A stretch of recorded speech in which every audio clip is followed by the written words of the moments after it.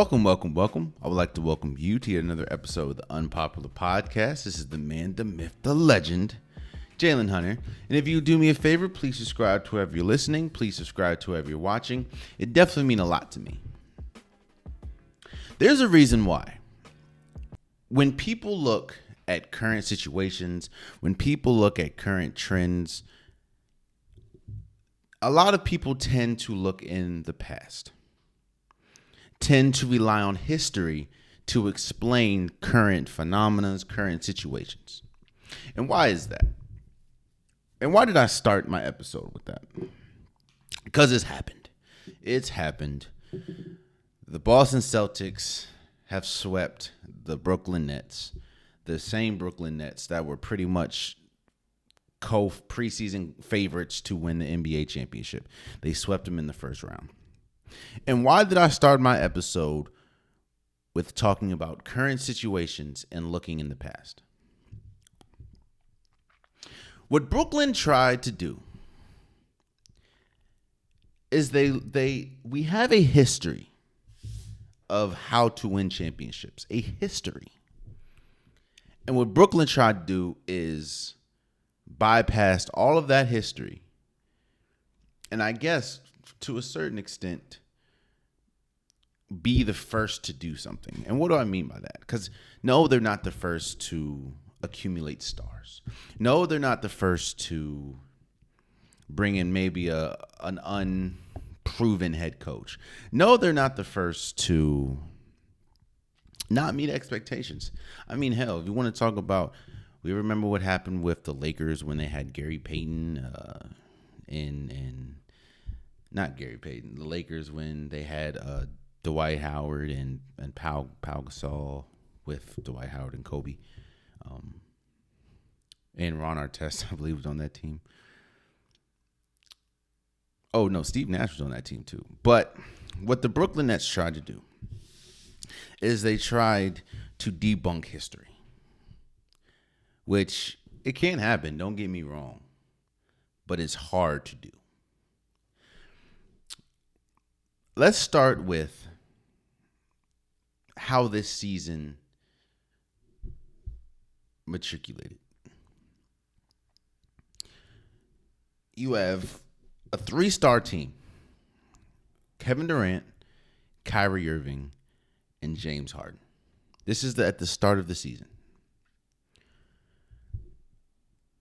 Because of the vaccine mandates, because of the vaccine in general, because of COVID, there were ramifications and there were mandates that, especially in New York, that you had to get vaccinated to, I guess, be an essential worker or whatever, which also meant Kyrie Irving would not be able to play home games. And the Brooklyn Nets thought, well, why would he play away games if he's not here at home? So they just, for the first, 2 months or whatever, he didn't play. Trying to debunk history, number one.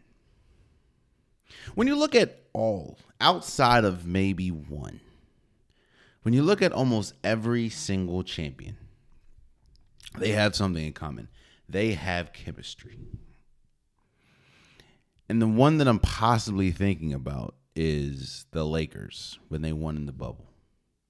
But LeBron James, Anthony Davis, they were clicking at the right times.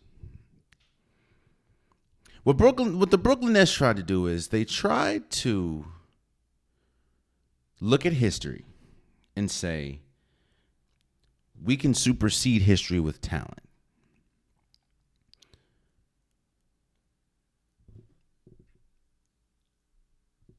Chemistry is so important in sports. Not just basketball, in sports. Chemistry, yes, it's important to, have a very talented team and very talented players. But chemistry is so important. You see, you can look at this Brooklyn team in multiple aspects. You can look at the reason why this Brooklyn team did not win in multiple aspects. You can look at the KD aspect. You can look at the Ben Simmons aspect. Now you can look at it as at the Steve Nash aspect. You can look at it the Kyrie Irving aspect.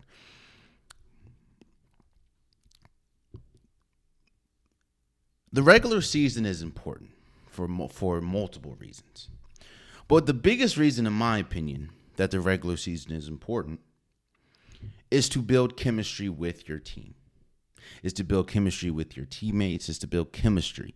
Because when you get to the playoffs, you're playing the best of the best. And while, yes, you may be the more talented team or maybe have the more talented players, chemistry shines bright in the playoffs.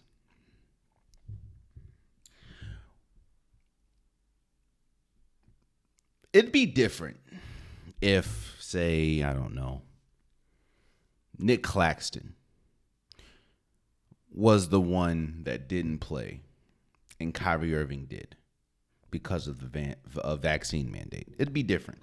It'd be different because Kyrie is a superstar. Nick Claxton is not. And the hardest thing to do is try to incorporate a superstar in very little time, because they're a superstar playing alongside another superstar in Kevin Durant. There's a reason why at the end, which I think is hella ironic, but there's a reason why at the end when Kyrie Irving had his press conference, he said we didn't have time to gel. He's absolutely correct. They didn't have time. The regular season is so important because that is the time to gel. That is the time to learn your teammates' tendencies, your teammates where he likes the ball, where they like the ball, like where they don't like the ball, where they're most effective. That you learn that in the regular season. So it's hard to do that when the Brooklyn Nets had so much turmoil from Kyrie not being there due to the vaccine mandate. Kevin Durant missing about 25 games or something like that. They've been trading James Harden for Ben Simmons, and we will talk about Ben Simmons in a second. But trading Ben Simmons, so that's another. Ben Simmons, Andre Drummond, and Seth Curry. So Andre Drummond and Seth Curry is another cog that you have to add in. On top of that, nothing about this season, Joe Harris getting injured, nothing about this season for the Brooklyn Nets mimicked history, successful history. Nothing about this season mimicked history. And what do I mean by that? When you look at all the great teams, look at the Golden States. Now, yes, you had Kevin Durant, but one thing that they had was chemistry. Steph Curry knew exactly what Klay Thompson was going to do. Draymond Green knew exactly what Steph was going to do. And they talked. And one thing I heard is the Golden State Warriors were a top-heavy team, which they were, but to a certain extent because they had very key players come off the bench, like JaVale McGee, even before Kevin Durant, like a Leandro Barbosa. They had key pieces before Kevin Durant, like Harrison Barnes. Even with Kevin Durant, they had Quinn Cook. When you look at the Toronto Raptors, even though I do think that when they won, a lot of it was because Golden State was injured, but you had Kawhi Leonard, you had Kyle Lowry, and then you had pieces surrounding that. You had Pascal Siakam, you had Serge Ibaka, pieces that fit perfectly, but they had a regular season to get it done. And while for that season, Kawhi Leonard didn't miss a lot of time. You still had most of the team, Kyle Lowry, Pascal Siakam. They played most, if not the whole year. Brooklyn did not mimic history, which is why This is why they received the fate that they did. It's not a karma thing. It's you didn't do it the right way. You didn't do it the way that has been proven in a team sport.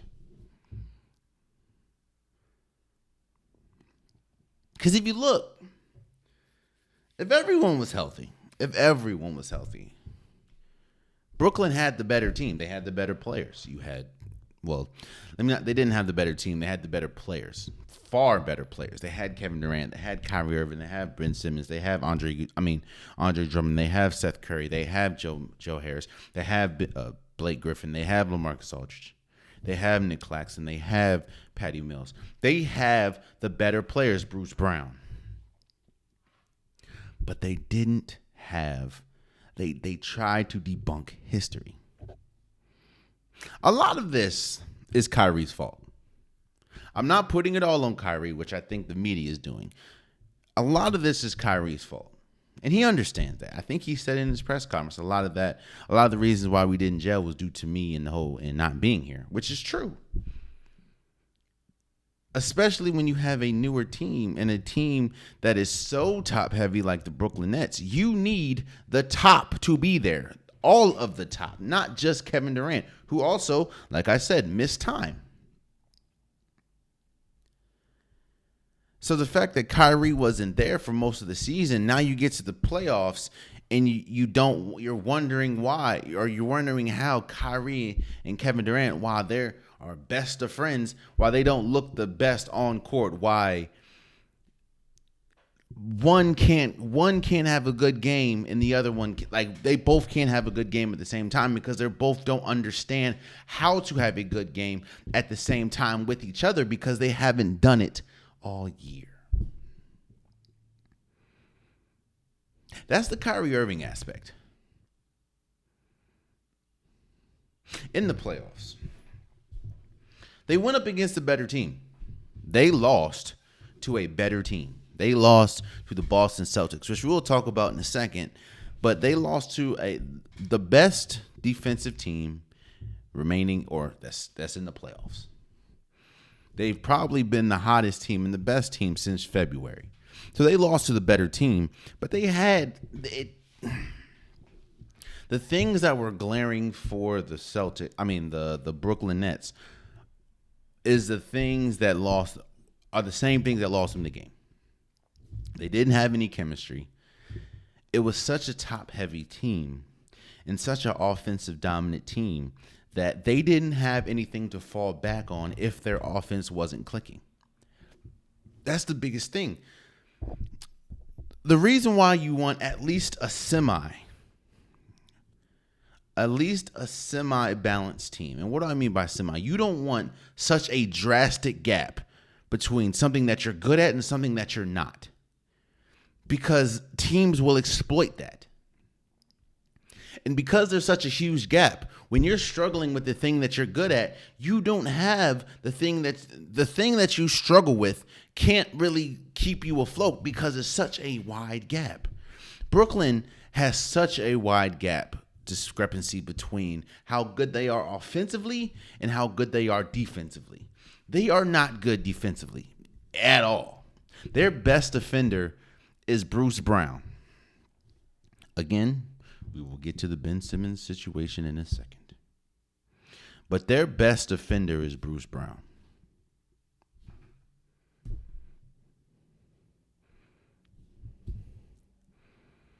Did I think the Nets were going to get swept? No. In fact, I had them winning this series. Did I have them winning? You can even go back. I said I don't think the Nets were going to win or make it out the East because of that discrepancy. Because their defense is so bad. Their offense, when it's clicking, can be so good. Because you have two players, Kevin Durant and Kyrie Irving, that I agree when people say that they are the most skilled or offensively skilled duo the league has ever seen. I agree completely. But that does not mean that they are the best duo. Let's talk about the Kevin Durant aspect. Because Kevin Durant struggled this series mightily. Yes, the last, game 4, he had 39 points, but he also missed 18 shots. But that right there is his best game, not because of the 39, but because of the amount of shots that he took. Kevin Durant will go down as arguably one of the greatest, if not the greatest, offensive weapon the league has ever seen. I will stand on that. I am not so blinded by recency that I will forget who Kevin Durant is. Kevin Durant is still arguably one of, if not the greatest offensive weapon the league has ever seen. A 7-foot guard, pretty much, that can shoot the ball, get to his shot anytime, anywhere. But Kevin Durant had a bad series. And why did I say that Game 4 was his best game? Not because of the 39 points, but because of the amount of shots. It's because I believe Kevin Durant's struggles had to do a lot with Boston than it did him. And that's the thing. I'm going to give Boston their credit. Boston was the best defensive team, is the best defensive team remaining in the playoffs. And Kevin Durant was seeing a lot of the defenses that he hasn't. I'm not going to say defenses that he isn't used to, but defensive pressure that he's not used to. And quite as it's kept, Boston is a tall team.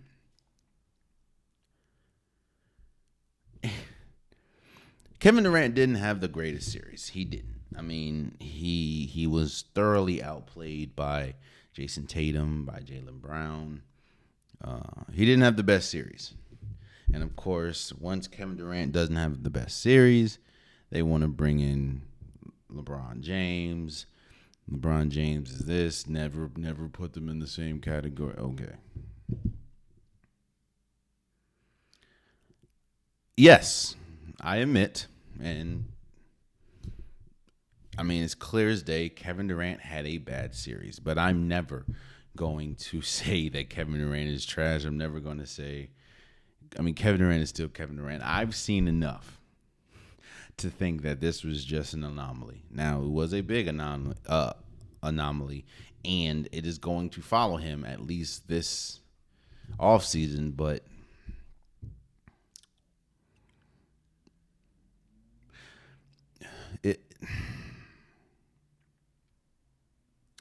I also think, because Kevin Durant, they asked him the question. They asked him the question about his minutes. I think for the last 4 or 5 weeks, he's been playing 40-plus minutes a game because of Kyrie being in and out and players getting injured.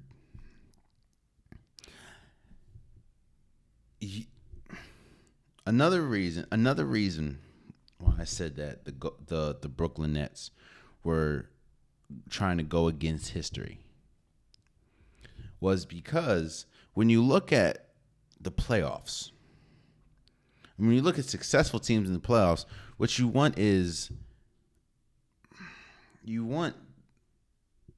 the healthiest, freshest team you can. And Brooklyn couldn't do that. Kevin Durant had to play those minutes because they were fighting for play-in scenarios. They were fighting for a spot in the play-in.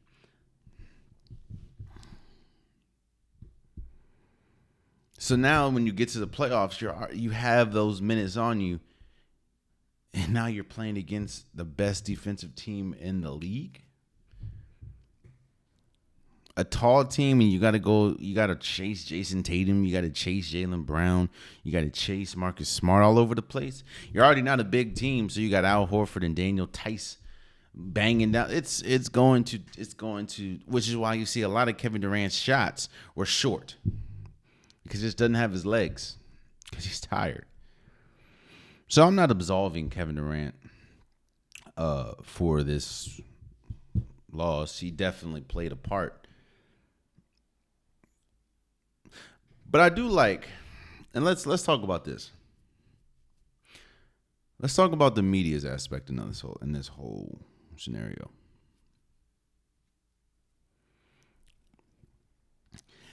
I do like what shouts out to the inside the NBA crew, Shaq, Kenny, Ernie, and Chuck. They said something that is honestly probably the truest thing that I've heard in a while, and it's that whether you win or lose is always on the superstar, always,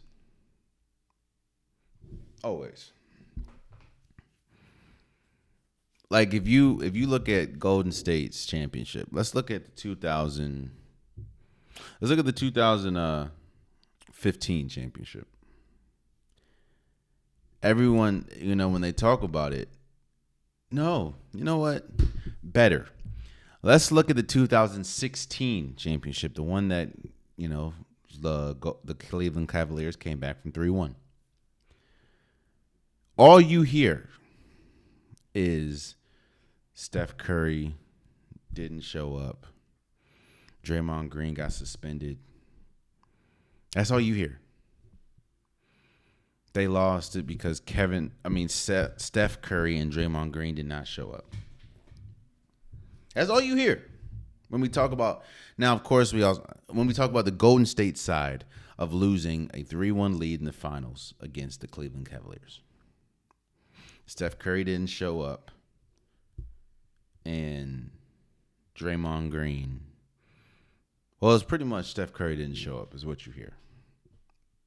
You never hear how Harrison Barnes couldn't hit a shot to save his life. You never hear Zaza Pachulia. No. Andrew Bogut. I apologize. Andrew Bogut gets hurt and out for the series. Their true paint protector. You never hear how games 4 and 5, Clay was horrible. No, you just hear Steph pretty much didn't show up. And I don't know how many times I've seen a video of which rightfully so, it was a bad play of Steph Curry doing the behind the back pass when Klay Thompson's right there. Or when Steph Curry pretty much gets strapped up by Kevin Love. That's what you hear. You never hear about the people that aren't superstars. So when we talk about the Brooklyn Nets losing this series, you're going to talk about Kevin Durant, how he didn't show up games 1 through 3. Or you're going to talk about how Kyrie Irving and Kevin Durant just, especially game 3, couldn't hit the, I don't know. Or you're going to talk about how Kyrie Irving would come down when it felt like almost every time, when it felt like Brooklyn had the momentum or was snatching the momentum, Kyrie would come down, a fast break 3 and brick that joint as hard as I've ever seen a brick. And then Boston would get the rebound, go lay it up. They're always going to talk about the superstars. Now, I do think that there was some unfair criticism when it came to Kevin Durant. He's a bus rider, not just inside the NBA. We heard they always are going to attach LeBron James and Kevin Durant. So anytime Kevin Durant struggles with something, they're going to creep. Don't you ever put Kevin Durant and LeBron James in the same sentence? Like, okay. Even though Kevin Durant did beat LeBron James twice in the finals, it's okay.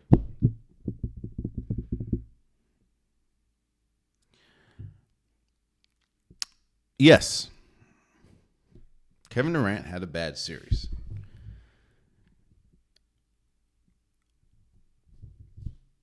But, that doesn't negate the fact of who Kevin Durant is. That just is what it is. So, and I do think a lot of this was on the way that Brooklyn, primarily Kyrie, handled the regular season.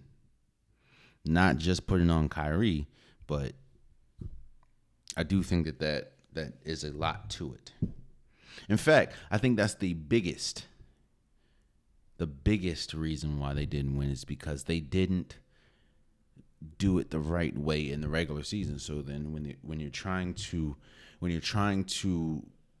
take from a well that hasn't been nourished, you have nothing. When you're trying to pull from the chemistry well, you don't have it because you haven't played long enough. Chemistry isn't just play a week or two and keep it moving. No, especially when you have two players as ball dominant as a Kevin Durant and Kyrie Irving. You need a season for that. Which is why I think if they make some key changes, they can be very good next year. But they just need that regular season. The question now, one of the questions, is should Steve Nash be fired? This is yet the second year that Steve Nash is the head coach. The first year, of course, we know they went the Bucks round 2. Kevin Durant's big foot or big toe or pinky toe was on the line, and they lost to the Bucks in 7. The Bucks would then go on and beat Atlanta in the Eastern Conference Finals and ultimately beat the Phoenix Suns in the championship. This year, of course, Brooklyn gets swept in round 1 against Boston. So you're hearing a lot of chatter of is Steve Nash qualified for this job? Let me first say, I look at Steve Nash as a head coach the same way I look at Matt LaFleur as a head coach. I'm not saying that you can't coach. What I'm saying is it's a lot easier to coach when you have an Aaron Rodgers, when you have an Aaron Jones, when you have a Devontae Adams, when you have a Kevin Durant, when you have a Kyrie Irving. It's a lot easier to coach. A lot easier to coach. But you still have to coach, especially in the playoffs. That's why I thought it was crazy when they first got Steve Nash and, Kyrie Irving and Kevin Durant were talking about, I don't even think we need a coach. We just need someone to manage us because we're smart enough to know what we're doing. No, brother, you need a coach. Because Ime Udoka was coaching circles around Steve Nash this series. Any adjustments that needed to be made, Boston made them. Brooklyn didn't. Brooklyn couldn't. But should Steve Nash be fired? I know I just pretty much said I don't think he's a good coach. I don't think he's a great coach. I don't think Matt LaFleur is that good of a coach. I just think when you have Aaron Rodgers, it's kind of easy to do your job. But I do not think Steve Nash should be fired. I think I do agree with, I believe it was Kevin Durant that said it, he got dealt a tough hand. Both years. Last year, arguably the best team. Kyrie Irving goes down with injury. James Harden goes down with injury. Comes back, is never the same. This year, Kevin Durant gets hurt regular season. Kyrie Irving, the whole vaccine thing. James Harden wants to trade or wants to be traded. Gets traded for Ben Simmons, Seth Curry, and Andre Drummond. One of the main pieces that you did not, or that you traded for, ain't played. Kyrie Irving didn't play most of the season. You get to the Joe Harris hurt for the regular season, for the whole season. You also incorporate Goran Dragic. So I think he should be dealt a fair hand. I think you give him at least next season. Hopefully Joe Harris will be able to come back. Hopefully all the pieces should be there, and see what happens from there. If he doesn't get them to the mountaintop, then there's some decisions that should be made. But I don't think it's fair. And that's the same thing I say for African American coaches. I don't think it's fair when you look at the cards he was dealt. It wasn't a fair hand. He worked with what he had to work with. Now I will say this though, that does not absolve Steve Nash for some of the blatant blunders that we've seen, from rotations to the fact that, well, I understand that you were playing for play-in seeding. You play Kevin Durant 40 minutes a game for like 5 weeks straight, 40 plus minutes a game for like 5 weeks straight. Or the fact that you don't make any adjustments in the playoffs. I can't absolve that. That is wild to me. The fact that Andre, I understand the dilemma that you have with Andre Drummond. I understand if you do play Andre Drummond, you don't get too many. The floor spacing gets drastically smaller than it does when you have Nick Claxton. But you're getting killed on the offense. You're getting killed on the boards. Nick Claxton is 1 for 10 from the free throw line. Why not bring in Andre Drummond? Why did it take Game 3 to get Blake Griffin off the bench? Why did LaMarcus Aldridge not play a minute, a second in the playoffs? Just things that just don't understand. Just things that just don't add up. So I can't absolve him for that, but I do think that he deserves a fair assessment. And if you look at last 2 seasons, that should not have been a fair assessment because of all the cards that he was dealt.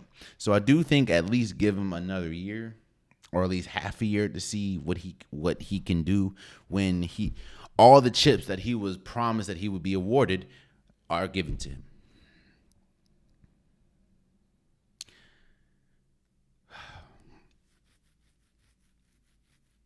All right.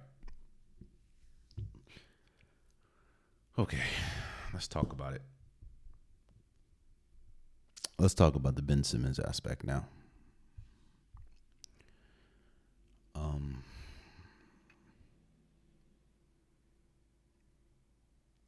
Mental health is a serious thing. Mental health is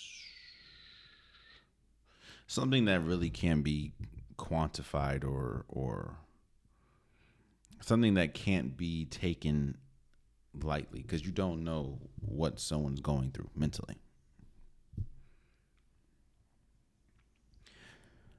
But let me give you my true thoughts about this Ben Simmons situation. I was one of the people that were raving about Brooklyn trading for Ben Simmons. I was one of the people that said that they won the trade because you have a young player that is one of the best defenders in the league, and you're not asking him to be an offensive weapon. You're asking him to be a defender. You're asking him to maybe pass from time to time, and you're asking him to get rebounds. And it addresses a huge need for Brooklyn, which is defense.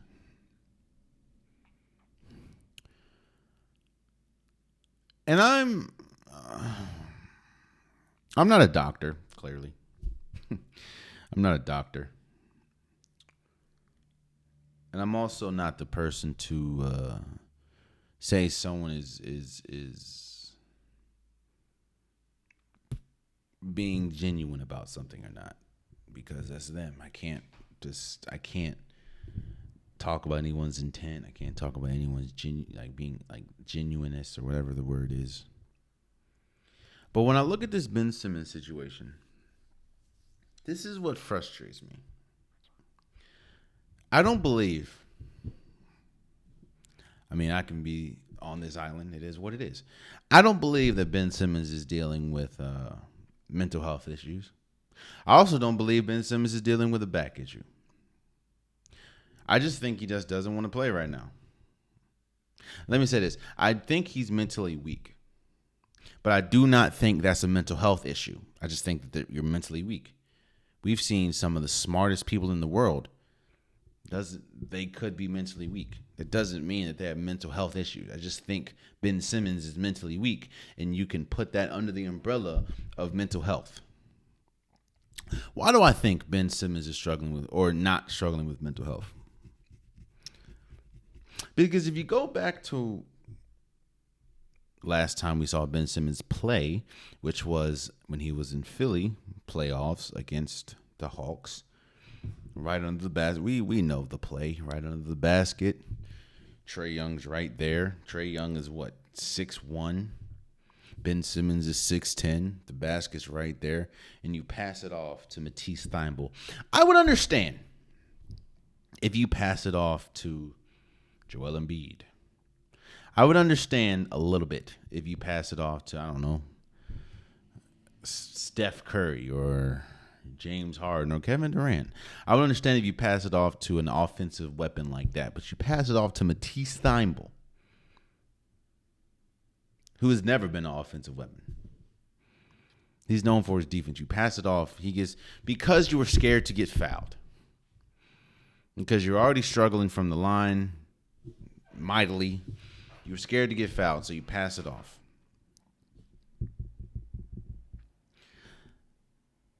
After that, Doc Rivers says some things. Joel Embiid says some things. You never play Philly again.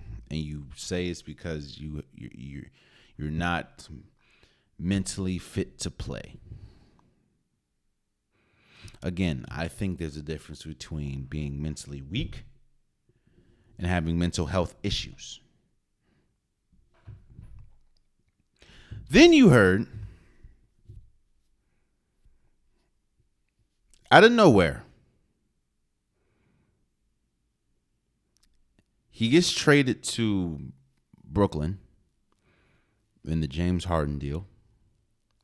Then you hear about a back injury. Let me remind you that the last time we saw Ben Simmons play, he was perfectly healthy, physically. Perfectly healthy. You get traded, then you hear about a back injury, which sits him out longer.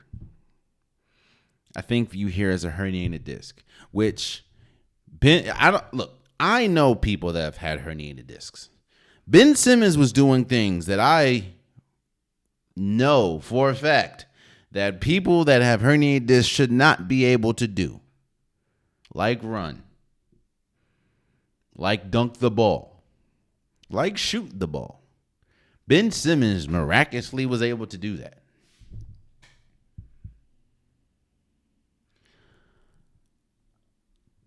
Then we get to the playoffs. So Ben Simmons doesn't play. We get to the playoffs. Now, I never thought that Ben Simmons was going to play. I never thought that. I never thought he was going to play in the playoffs. I didn't, and even if he did, I didn't think it was smart for him to play in the playoffs because the last time we saw him was in the playoffs, and he just wasn't good. And I said on this platform that the last thing you want to do is bring Ben Simmons back to a team that he has not played with, not 1 second, because practice is different from a game. You do not want to bring him back to a team that he has not played with, and the first game is in the playoffs against the best defensive team in the league in Boston. That is not what you want to do. I said that. So I didn't think he was going to play until reports came out that he was eyeing game 3, 4, 5, and 6 to play. Why did I believe those reports? And why do I think that Brooklyn believed those reports? 1, Brooklyn was the one that released it. 2, Brooklyn, that's their player. So they understand what he's been dealing with mentally. The last thing that Brooklyn wants to do and is going to do is release information like that, knowing how the fans are going to react, knowing how the sports analysts and TV is going to react. They did not put that if they had a doubt in their mind that he was not going to be able to play games 4 and 5 and 6. So they had every indication, and they saw physically that he was ready to play. And if you can't play game 3, which is on a Saturday, why are you able to play game 4, which is on a Monday? That's neither here nor there. What I'm saying is the team would not release that information if they didn't think he was ready to play, at least physically. Then game 3 happens. Brooklyn loses. Brooklyn loses on Sunday. Report comes out, Ben Simmons is having back problems again.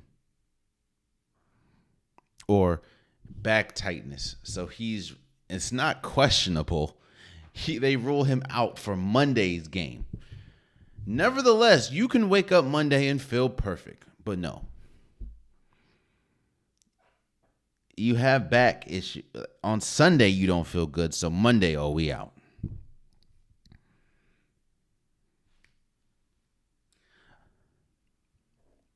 And then Rich Paul, his agent, his team meets with the Brooklyn Nets team and say that he's not mentally ready to play. So it goes from a mental health issue to a back problem back to a mental health issue. Again, I never thought he was going to play in the playoffs to start with. But clearly somebody in the Nets organization. So, first of all, the Nets are not going to release that information if they didn't talk to the team trainer, if they didn't talk to Ben Simmons, if they didn't see Ben Simmons physically perform. They would not have released that he is targeting game. They wouldn't give it to Woj, which then would release that he is targeting games 4, 5, and 6 to come back. So they had every indication, and he was healthy enough to play, or at least they thought he was healthy enough to play. And then you lose game 3, and all of a sudden, I'm back. I'm out. Then once criticism starts falling on him again, his representatives go to the Brooklyn Nets representatives and say he's not mentally ready, so it's back to a mental health issue, which is why I think Ben Simmons is just mentally weak. I don't think it's a back problem. I don't think it's a mental health issue. I think that we're confusing mentally weak with mental health. Now, again, I don't know. This is just what I'm looking from the outside looking in. This just doesn't seem. It just doesn't. I don't know. On top of that, Ben Simmons is still, when he's playing, Ben Simmons is still a good player, but how do you. Even if Ben Simmons would have played, I don't think he would have been the savior for Brooklyn. I don't think that Brooklyn would have came back. But you give them a better fighting chance. So now, how are you Brooklyn and you look at him and think he's all in? Clearly, he ain't been all in since he passed off to Matisse Thybulle in Philly. He has not touched an NBA floor outside of looking good when they call timeout and he steps on to dap up the players.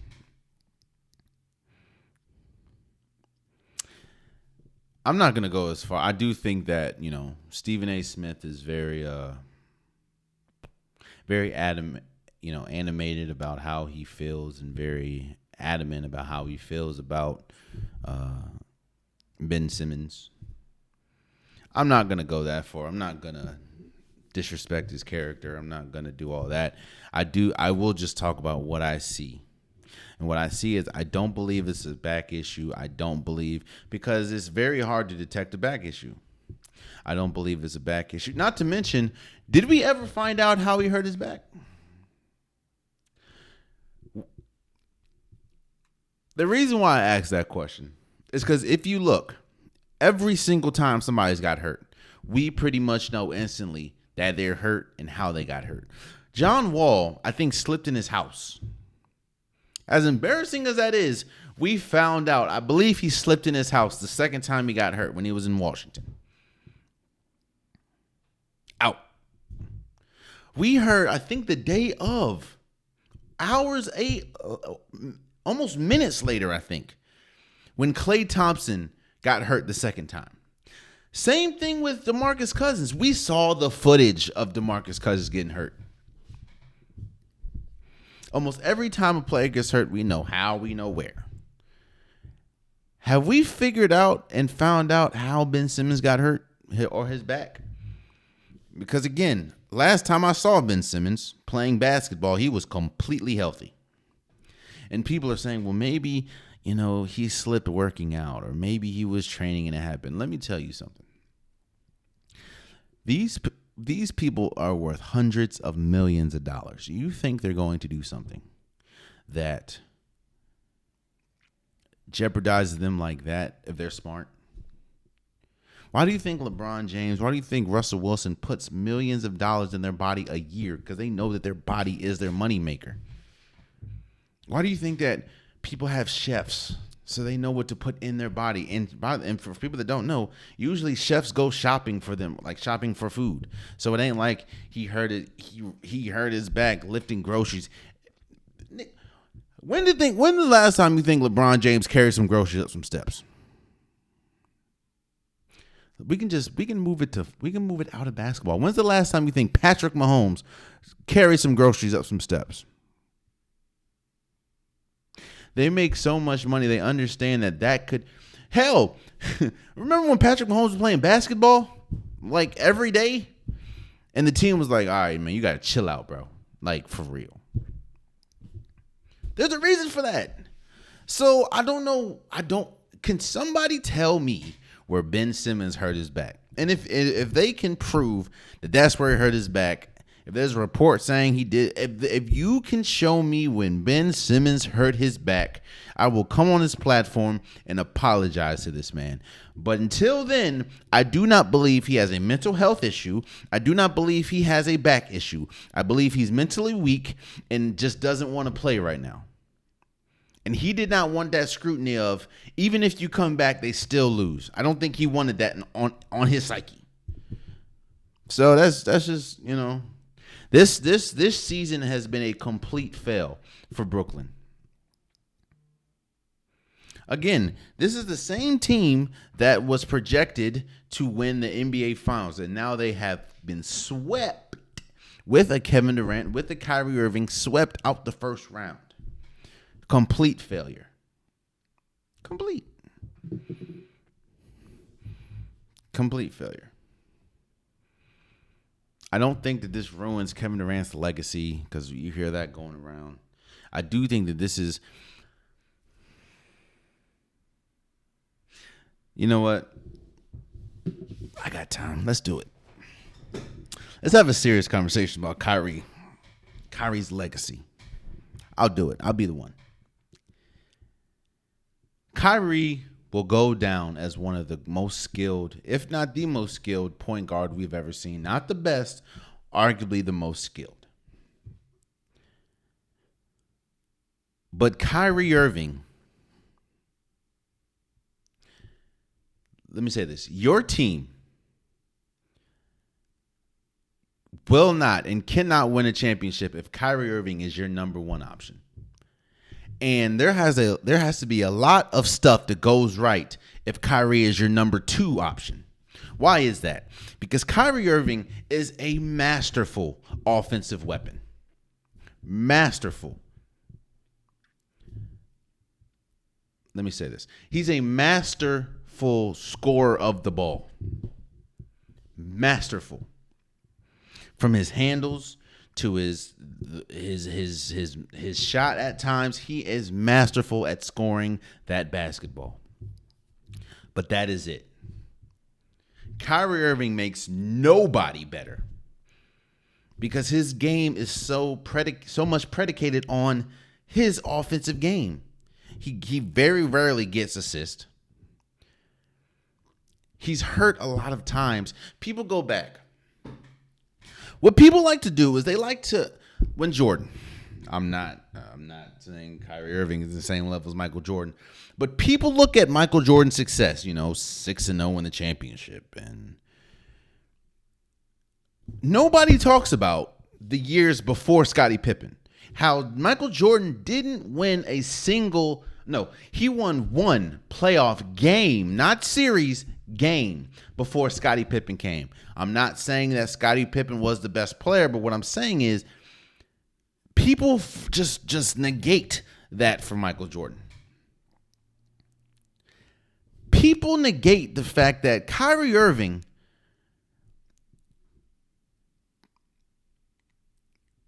there was reports that Cleveland was trying to trade Kyrie Irving multiple times before they got LeBron James.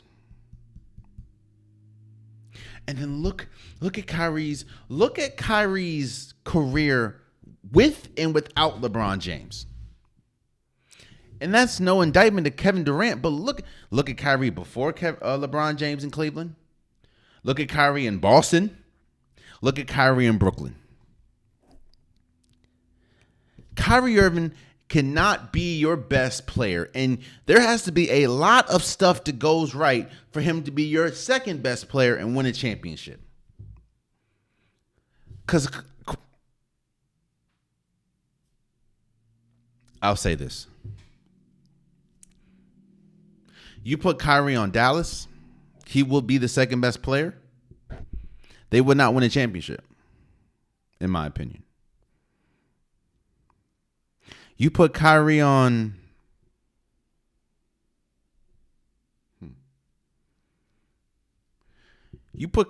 this no. He'd probably be the best. You put Kyrie on Chicago, he'd be arguably their best or second best player between him and DeMar DeRozan. They would not win a championship. You put Kyrie Irving on Toronto, they would not win a championship. He'd be their best player. They will not win a championship. Kyrie Irving does not elevate a team. Kyrie Irving is not good enough to elevate a team. He is masterful scoring the basketball. And his handles, he has the best handles the league has ever seen, in my opinion. But Kyrie Irving is not elevating any team. Kyrie Irving has seen his most success with LeBron James. And they thought they were going to duplicate that with Kevin Durant, but you didn't even play half the season. In fact, you didn't even play more than half the season due to COVID and not getting vaccinated. So all the people that say, Kyrie Irving is the best point guard ever. Kyrie Irving is the best point guard in the league. Okay. Kyrie Irving has never elevated a championship team. People are going to look at that Game 7 shot that he had on Steph Curry. Or that NBA Finals that he was incredible in. He had 41 one game, Game 7 the shot. Kyrie Irving was incredible.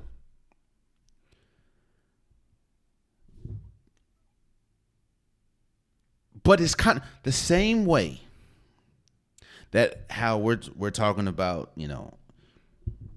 Kevin Durant, it's Kevin Durant and when he played with Golden State, this, that, and the third. Imagine when you have a team, spoiler alert, when you have a team that has LeBron James, the number 2 LeBron James will always be number 1. Stop LeBron James in the scouting report, always. Which allows the second person to kind of go off, which is kind of what you saw in the bubble with Anthony Davis. Kyrie Irving is a great, and I mean absolutely great offensive weapon. But he is not elevating a team. If he is your best or second best player, and your number 1 best player is not Kevin Durant, if your number 1 best player is not Giannis, if your number 1 best player is not LeBron James, if your number 1 best player is not Steph, not Nikola Jokic, not Joel Embiid, not a top 10 or 15 player, he is not winning you a championship. That's Kyrie Irving. Great.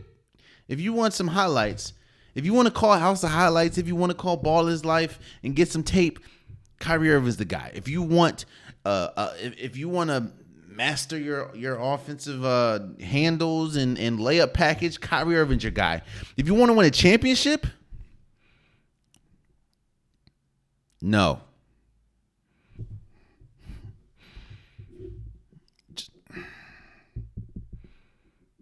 If it's harsh, it's harsh. The reason why people have the reason why people had Brooklyn as a favorite to win a championship was mainly because they had Kevin Durant, James Harden, and Kyrie Irving. Not because it was Kyrie Irving. Kyrie is a great player. I'm sorry. He's a great offensive player, but he's not good defensively. Maybe a little spurts, but he's not really good defensively. He doesn't elevate anybody. Because his game and his talent is so predicated on him getting his shot. Which is, you saw this playoffs, what he looks like when his shot's not going. Jaylen Brown, I don't understand the size discrepancy, but Jaylen Brown, you would think he saw Kelly Rowland sitting at the table with some strawberry shortcake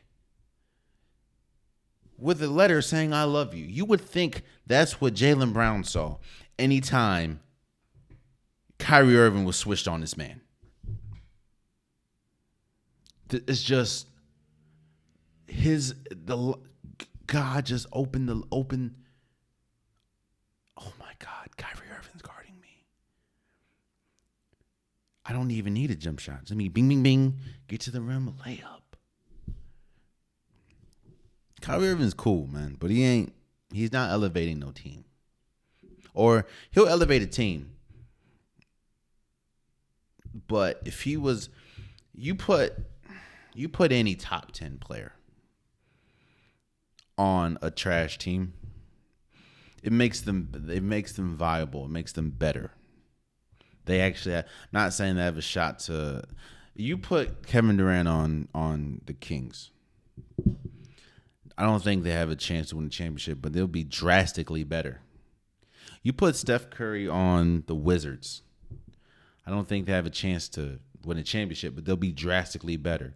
You put Giannis on the Pistons. I don't think that they'll win a championship, but they'll be drastically better. You put Kyrie Irving on any one of them teams. You put Kyrie Irving on Indiana Pacers. Tad bit better. Probably ain't making the playoffs. You put Kyrie Irving on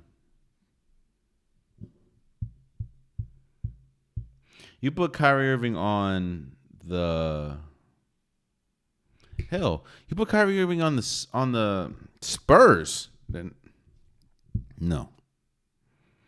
And this is how it is, man.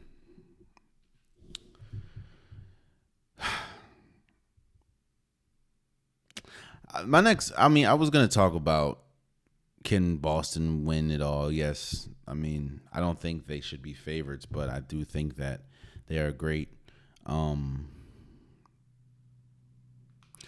Let's talk about some of the remaining, not all. We don't need to break down every time, but let's talk about some of the remaining playoff series. I do want to focus on the Raptors Philly series. Philly currently is up 3-2 after losing the last two games.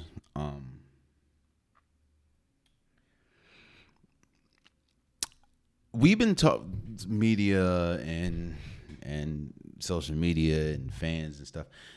They've been killing Kevin Durant, Kyrie Irving. They've been killing them.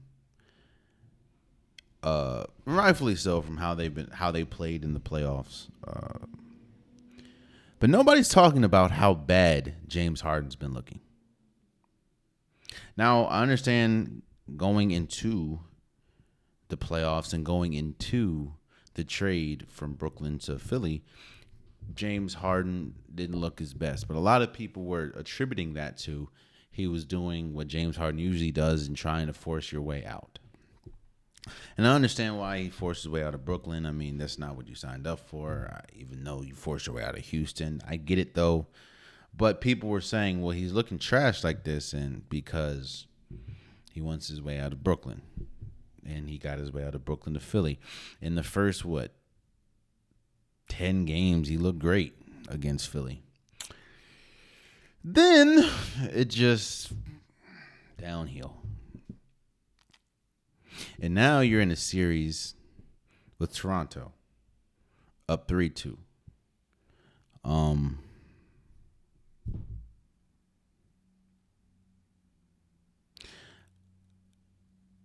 I don't think that Toronto will come back and win the series. I don't think so.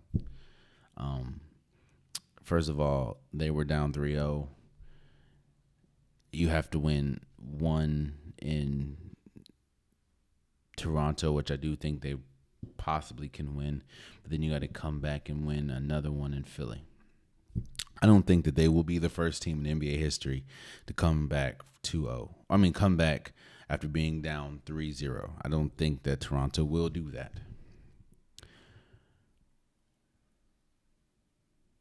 But because of the play of James Harden, because of the injury to Joel Embiid, his thumb, he broke it, or his ligament, he needs surgery. They're just going to wait until after the season. And he's playing through pain. I do think because of that, I have the Heat beating Philly the next round. And that's going to be a huge blemish. It's not even a blemish, man. What we're seeing from James Harden is what we've seen from James Harden multiple times in the playoffs. James Harden puts up godly numbers. Or let me say this.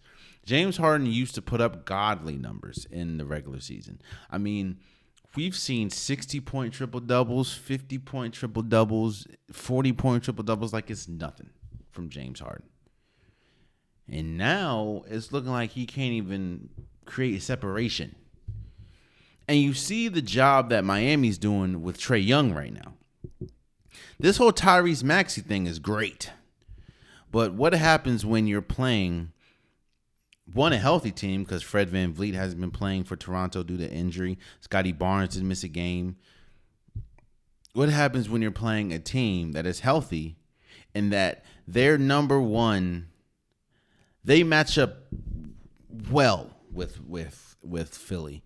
Yeah, Bam doesn't match. I mean, Bam's good, but he doesn't match up as far as size-wise with Joel Embiid. But you can throw Jimmy Butler at James Harden. You can throw PJ Tucker at James Harden. You can throw Vincent at James Harden. You can throw Tyler Hero at James Harden. You can throw a number of people. Martin at James Harden. You can throw a number of people at James Harden.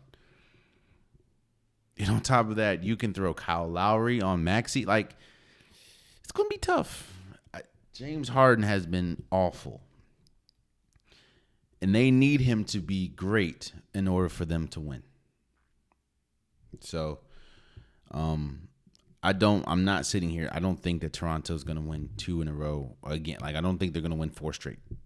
I just don't. So, right now, we don't need to talk about Milwaukee and Chicago. Milwaukee, no. We don't really need to talk about Memphis and Minnesota. We don't really need to talk about Golden State and Denver. We talked about it kind of last episode. We'll touch on it more when it's over. The Dallas and Utah series. The one thing I will say about Golden State and Denver is a lot of people are questioning, with Nikola Jokic possibly being out, tonight actually, of the playoffs, does he deserve to win the MVP? First and foremost, the MVP is for the regular season, not the playoffs. That's one. 2, if you want to extend it, I understand that. But people are people are forgetting just how great. It's a recency thing. It's a recency bias. People are seeing Golden State more than likely about to close out Denver, which Denver would be out of the playoffs after lose the series 4-1 or possibly 4-2. But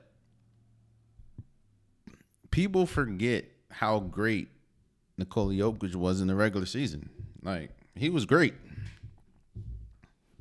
So, if you want to extend the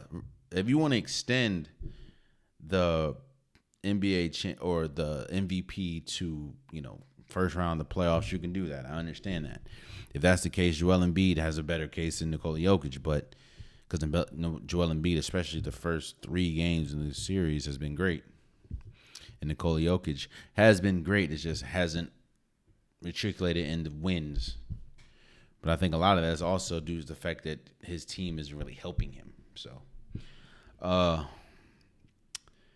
yeah, man. I think the Philly and Pelican series is a toss-up. And why do I think it's a toss-up? Now, I want to hearken you back to March Madness, NCAA tournament, North Carolina and Baylor. North Carolina was destroying Baylor. And Brady Manick went out and Caleb Love went out. Now, Brady Manick going out was huge. Was huge for that team, or huge for North Carolina. But Caleb Love was the biggest reason why Baylor was able to come back and ultimately force overtime. Baylor then ultimately lost this and third, but losing Caleb Love was the biggest impact. Yes, Brady Manick was having the best game, but losing Caleb Love was the biggest reason why Baylor was able to come back, and this is why. And this is what we're seeing in the Phoenix Pelican series.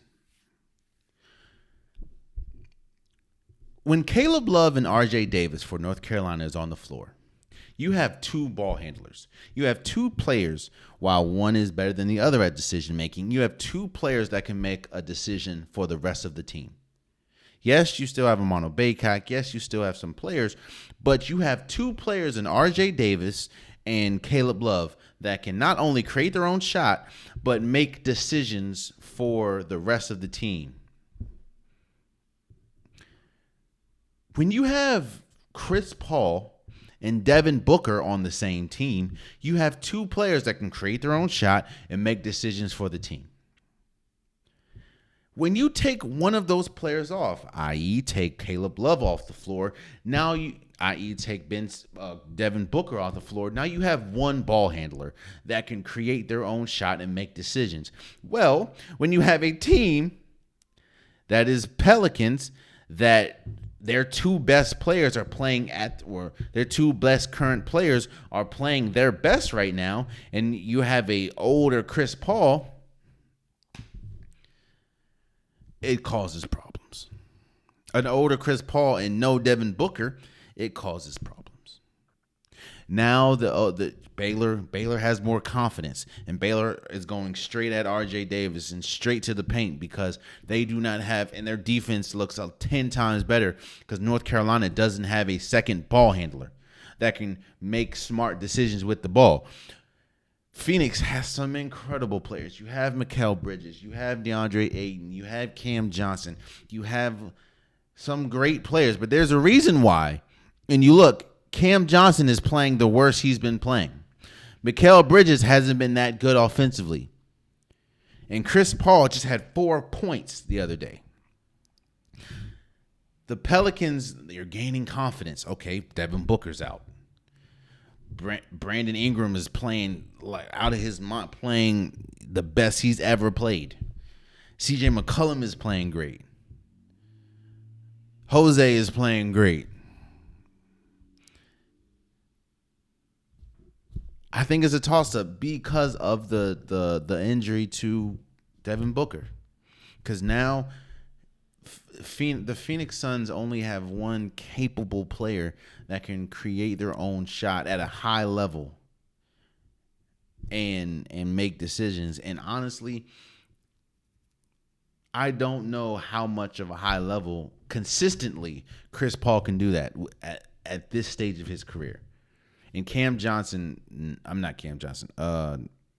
Payne, no. So I think that this series is a toss-up. I'm shooting this Tuesday afternoon / evening. So I'm shooting this before Game 5. I will say this: whoever wins Game 5 between the Phoenix Suns and the Pelicans will win this series. You heard it here. Lastly, before we go, the NFL draft is Thursday, and I'm not about to do a huge mock draft. I'm not about to do all that. I'm not about to do 7 rounds of this.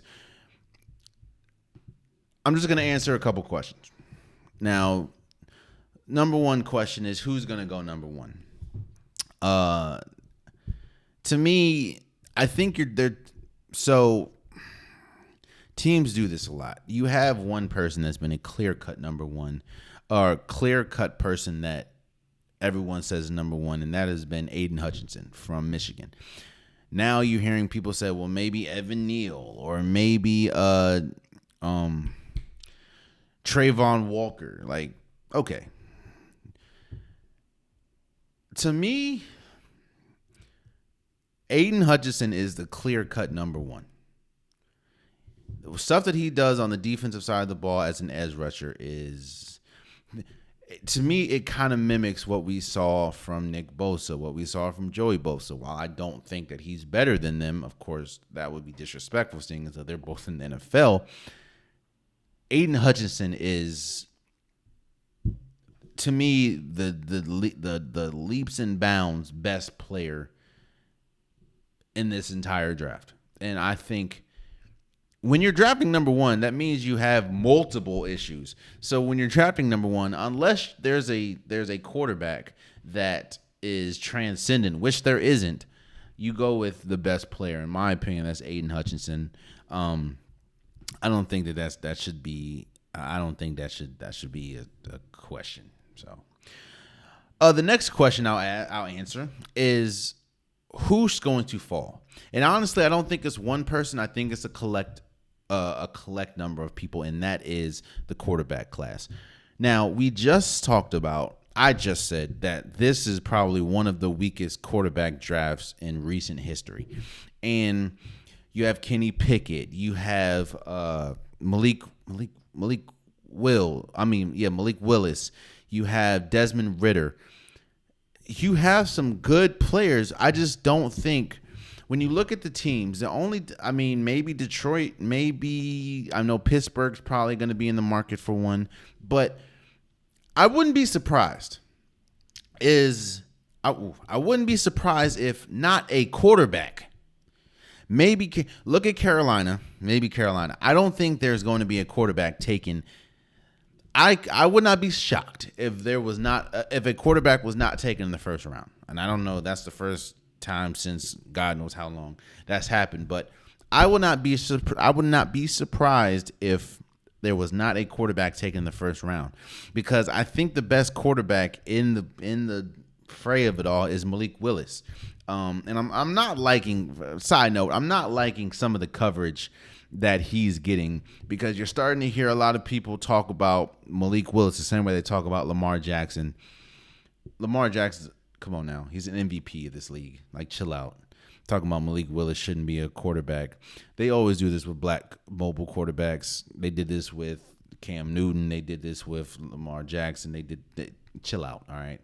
But yeah, I think all the quarterbacks can fall. I mean, I don't think it's going to happen, but I would not be shocked if not one quarterback was taken in the first round. It's just that weak of a class, in my opinion.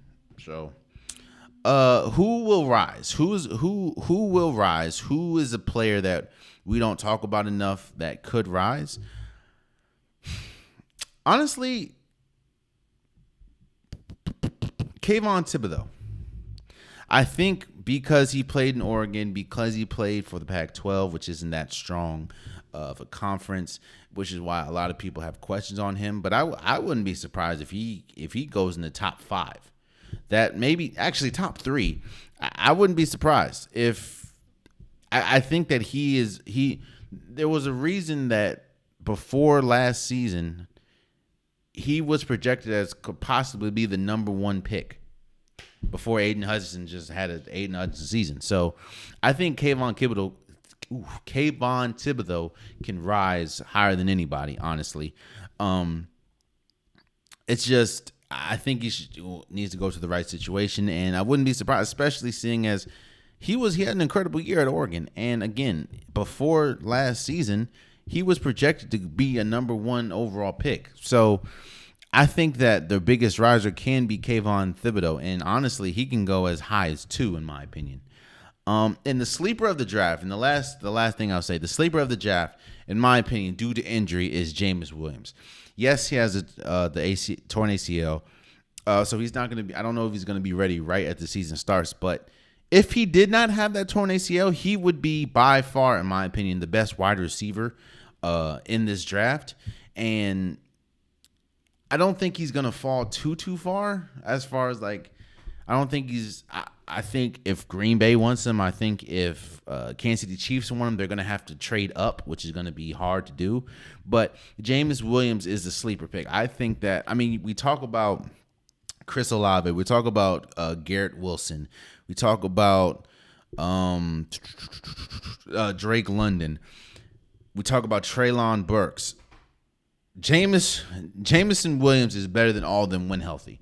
So the fact that he's going to fall due to the torn ACL, whatever team gets him is going to be great. And another person to look out for as not only a riser but a sleeper is Jermaine Johnson II out of Florida State. That man, he is huge.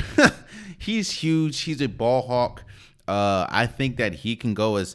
I mean, I think that right now they have him projected as like the 25th pick. I think he can go as high as top 5. That's how. I mean, Ahmad Gardner, the cornerback, he's going to be maybe Evan Neal, but I could see. I wouldn't be shocked if Jermaine Johnson not only shot up in the draft, like he could be top 5. Even if he's drafted where he is, I think that could be a sleeper pick because that's how good he was at Florida State. So. Let me know what you guys think of the draft. Let me know what you guys think of Brooklyn getting swept. Let me know what you guys think. Talk about it. That's been today's episode of the Unpopular Podcast. I appreciate you guys. If you want an Unpopular Podcast shirt, hoodie, sweater, long sleeve, joggers, the link is in the description below. At multiple different colors, multiple different designs. Whatever you want, I got you. Just click on the design, click on the color. Bada bing, bada boom. Also, please subscribe to whoever you're listening. Please subscribe to whoever you're watching. It definitely will mean a lot to me. I will see you guys on Saturday. And until next time, much love.